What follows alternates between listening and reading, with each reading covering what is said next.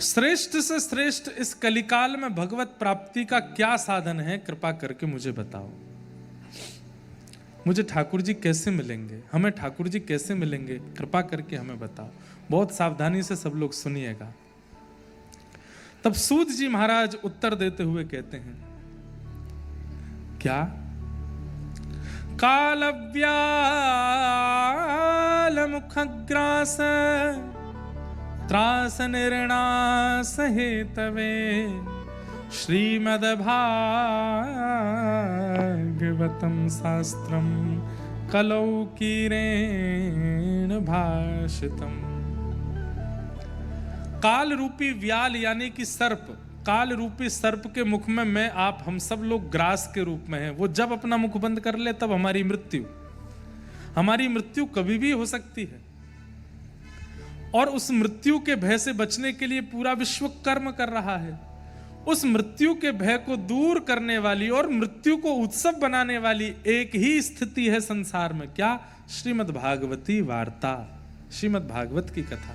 उसका आश्रय जो ले लेगा उसकी मृत्यु उत्सव बन जाएगी और कहीं ना कहीं वो अपने जीवन काल में भगवत साक्षात्कार कर लेगा।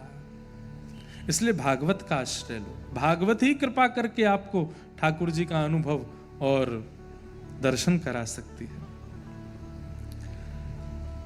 सबने पूछा, 88,000 सौनकादि ऋषि कहने लगे, श्रीमद् भागवत में ऐसा क्या है कि उससे भगवत दर्शन हो जाता है?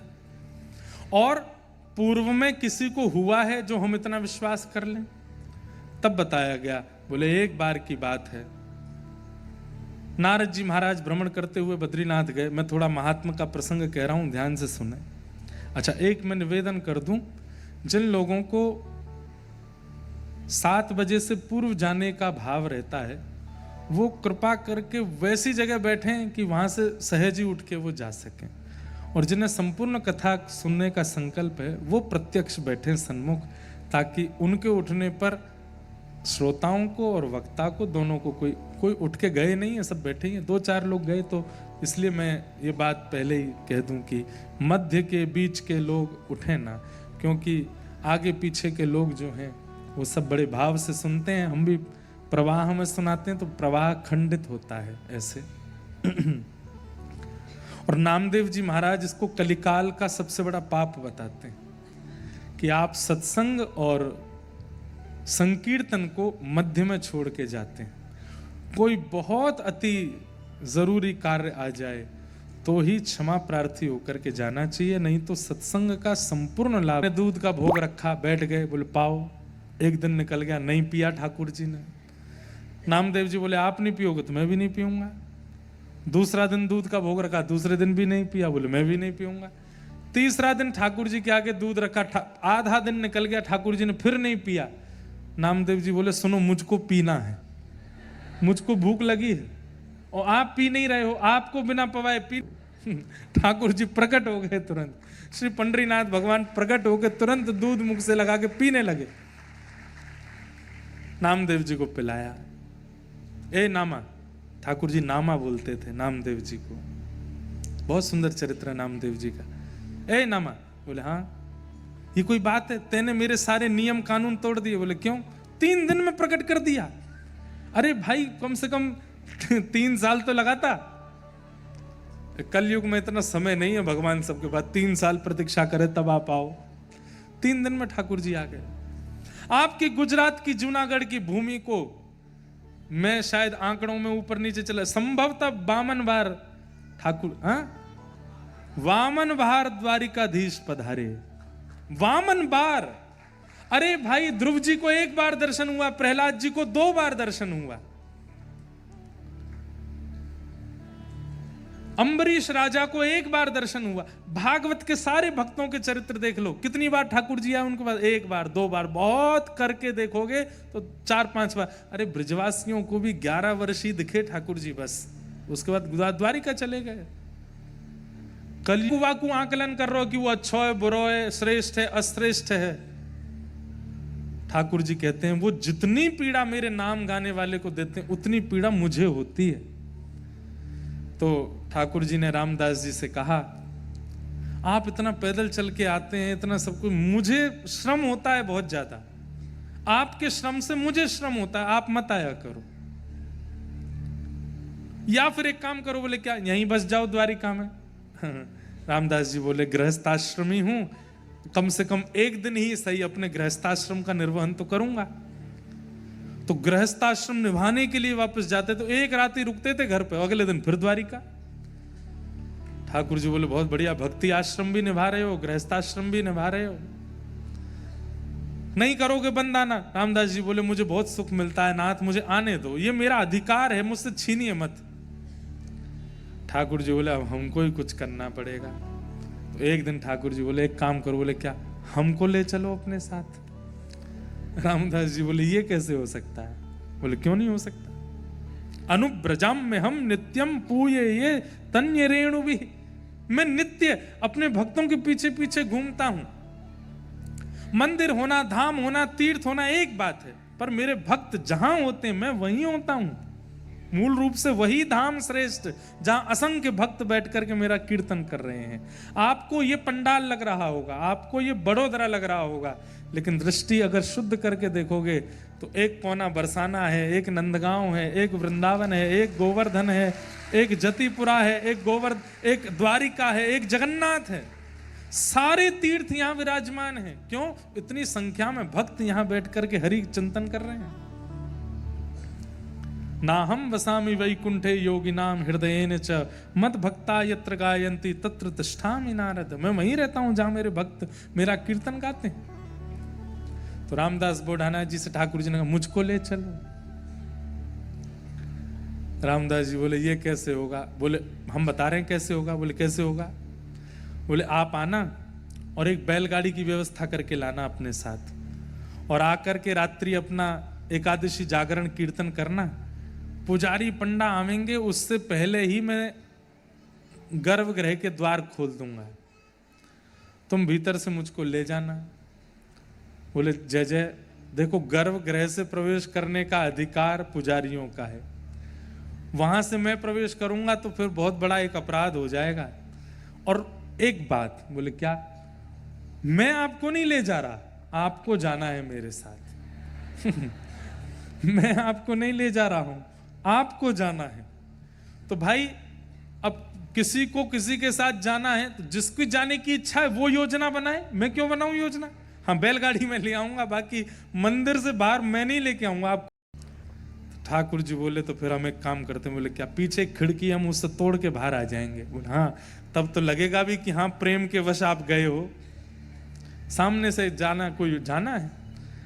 रामदास जी गए, रात भर कीर्तन किया। प्रातः काल का समय होते ही रामदास जी तो प्रणाम करके जय जय मैं जाऊं, प्रतीक्षा करूं बैलगाड़ी पे।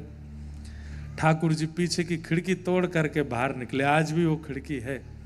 क्या बोलते हैं आपके गुजरात में उसको? हाँ, बाड़ी। रामदास बोढ़ाना की बाड़ी।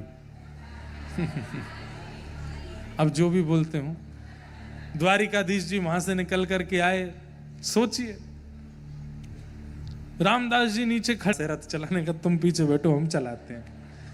रथ चलाने लगे। ठाकुर जी का स्पर्श करते ही महाराज वो तो जो बैल थे वो तो गरुण जी हो गए, और गरुण जी होते ही महाराज वो तो हवा की तरह बात करते हुए पहुंच गए। रामदास जी बोले जय जय, आपने हमको पहले ये कोई मंत्र बता दिया होता तो इतनी एकादशियां हम भी गरुण जी पे ही बैठ के कर लेते। बोले अब कोई बात नहीं, अब तो तुम्हारे पास ही आ गए हम। बोले आप प्रभु सीधे अगर गांव में पहुंच जाएंगे कोई बिना व्यवस्था योजना के, और पीछे से सब आ रहे हैं तो बहुत दिक्कत हो जाएगी, कोई और योजना बनाओ। ठाकुर जी बोले यहाँ पर एक ये बावड़ी है, एक तालाब है, इसमें तुम हमको छुपा दो, और पीछे से सब आएंगे, जांच पड़ताल करेंगे, कुछ नहीं मिलेगा, लौट जाएंगे, फिर हम विराजमान हो जाएंगे। ठीक है, ठाकुर जी को नीचे विराजमान कर दिया। यहाँ से सब पुजारियों ने आकर के जैसी जांच पड़ताल की। बोले तुम्हारी बैलगाड़ी में आए क्या? ठाकुर जी को लेके चुरा के लाए हो? बोले देख लो कुछ नहीं है। बैलगाड़ी के पीछे गाड़ी पूरी जांच की, कुछ नहीं मिला। तभी एक पुजारी जी को ठाकुर जी की पीताम्बरी मिल गई, थोड़े से पटका मिल गया। देखो देखो देखो द्वारिकाधीश जी के वस्त्र हैं ये, तो झूठ बोलता है, इसने कहीं छुपा दिया है ठाकुर जी को। पुजारियों ने बहुत मारा रामदास जी को। जैसे ही मारते हुए बोले, हमें लगता है इस बावड़ी में छुपाए, नीचे जाके देखो। नीचे जाके देखा तो जल का जो वर्ण था वो रक्त वर्ण का हो गया। और वहीं एक जगह एक गुफा सी में ठाकुर जी का श्री स्वरूप विराजमान, और उसी में ही वो घाव प्रकट हो गए जो रामदास जी को दिए। ठाकुर जी वहीं नाराज होकर के बोले, मेरे भक्त को पीड़ा दी है आप लोगों ने, मेरे प्रेमी को पीड़ा दी है, वो पीड़ा मुझको लगी है, और इस पीड़ा के कारण मेरे अंग से देखो रक्त प्रवाहित हो रहा है। कितना जघन्य पाप किया तुम लोगों ने। सब हाथ पांव जोड़ने लगे, जय जय हमसे अपराध हो गया। ठाकुर जी को औषधि आदि लगाई गई। ठाकुर जी को ऊपर लाके बीच में बिठाया। एक तरफ रामदास जी बैठे, एक तरफ द्वारिका के सब पुजारी बैठे। बोले, जय जय आपने ये क्या किया? बोले कि इनके प्रेम के भाव से हम इनके साथ चले आए। बोले, इनके साथ तो आप चले आए, पर द्वारिका को कितना सूना करके आ गए आप। वो धाम है, वो तीर्थ है, 4 धामों में एक नाम है उसका, सब कुछ वहां से चलता है। आप यहां कैसे आ सकते हैं छोड़ करके?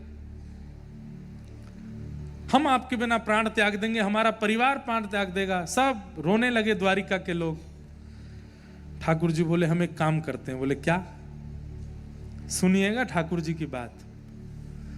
ठाकुर जी बोले, जो हमको लेके आए हैं भगत जी, आप एक काम कीजिए। बोले कि रामदास जी बोले, क्या? ये जितने द्वारिका के लोग आए हैं, हमको तोल तोल करके हमारे समान वजन के भार का सोना इनको दे दो सबको। आप सबको हमारे भार का सोना मिल जाएगा, आप राजी हो जाना। द्वारिका के जो लोग थे वो सब बोले, भैया द्वारिकाधीश बहुत भारी हैं, इतना सोना तो बन ही जाएगा कि 2-3 पुस्तों तक चलता रहेगा। सब द्वारिका के लोग बोले, कोई बात नहीं, हम द्वारिका को संभाल लेंगे, आप सोना ही दिलवा दो। ठाकुर जी बोले, चलो रामदास जी। रामदास जी बोले, भगवान सोना का नाम ही सुना है, हमने देखा कभी नहीं है। ये आपने कैसी आज्ञा कर दी? और वो भी एक आध को देना हो तो बात चले, भी इतने सारे ये सब द्वारिका के लोग कहां से दूंगा मैं? ठाकुर जी बोले, कान इधर लाओ हमारे पास। रामदास जी ने कान पास किया। ठाकुर जी बोले, शास्त्रों में वेदों में हमारे लिए क्या लिखा है? बोले, क्या लिखा है?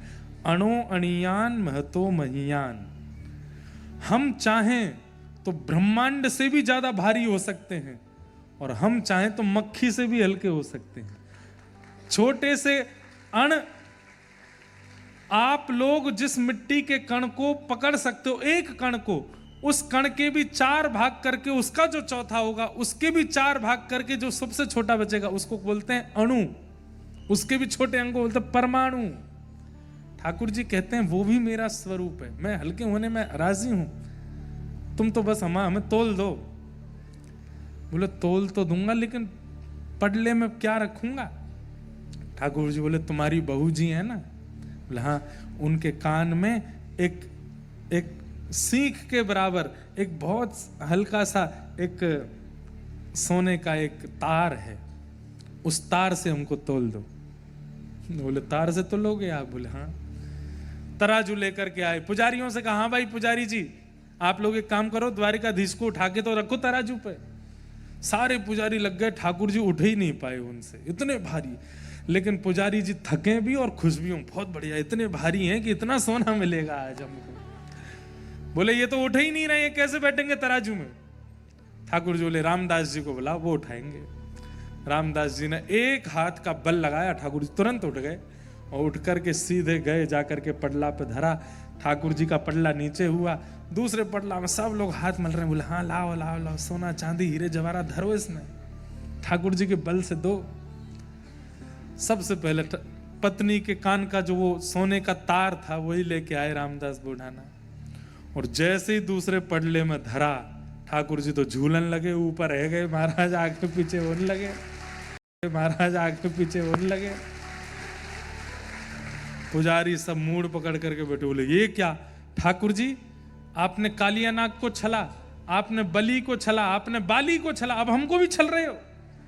हमसे आप टस से मस नहीं हो रहे थे, और यहां इसकी पत्नी के कान के तार पर तुल गए आप। ठाकुर जी बोले, तुम्हारा लोभ मुझे हल्का कर रहा है, इनका प्रेम मुझे हल्का कर रहा है, और तुम्हारा लोभ मुझे भारी कर रहा है। ये लोभ तुम्हारे चित्त में है, इस कारण से मैं भारी हो रहा हूं। रामदास बोढ़ाना जैसा प्रेम लेकर के आओ, ये तार भी मुझसे भारी हो जाएगा, मैं इतना हल्का हो जाऊंगा, इतना सामान्य हो जाऊंगा। रही बात, चाहे तुम जैसे प्रयास कर लो, अब मैं रामदास को छोड़ के जाना नहीं चाहता, मैं यहीं रहूंगा। और श्री रामदास बोढ़ाना के घर में ठाकुर जी विराजमान हो गए। पुजारियों ने कहा, नाथ अब द्वारिका की महिमा कैसे होगी? ठाकुर जी बोले, मेरा ही एक स्वरूप एक स्थान पर तुम्हें कुछ दिन में मिलेगा, वो मेरा ही प्रत्यक्ष स्वरूप है, वही मेरा द्वारिका का स्वरूप है, उन्हें तुम वहां विराजमान करो। और अब से मैं तो रामदास के साथ यहीं रहूंगा, यहीं पर विराजूंगा। और तब से रण छोड़ राय भगवान डाकोर जी श्री डाकोर जी में रामदास बोढ़ाना के घर में ही विराजमान हैं। आज भी ठाकुर जी वहीं बैठ करके दर्शन दे रहे हैं। भाई ध्रुव के लिए ठाकुर जी आए थे पर आके चले गए, प्रहलाद के लिए नृसिंह आए पर आके चले गए, पर कलयुग में जिसके लिए ठाकुर जी आए तो एक बार आए फिर गए नहीं लौट करके, सदा के लिए रह गए इसलिए कलयुग बहुत विशेष है। हम आप सब भाग्यशाली हैं कि इस कलिकाल में हमें कथा सुनने को मिल रही है, हमें भक्ति प्रवाह सुनने को मिल रहा है, हमें भक्ति मार्ग भक्ति पथ प्राप्त हो रहा है।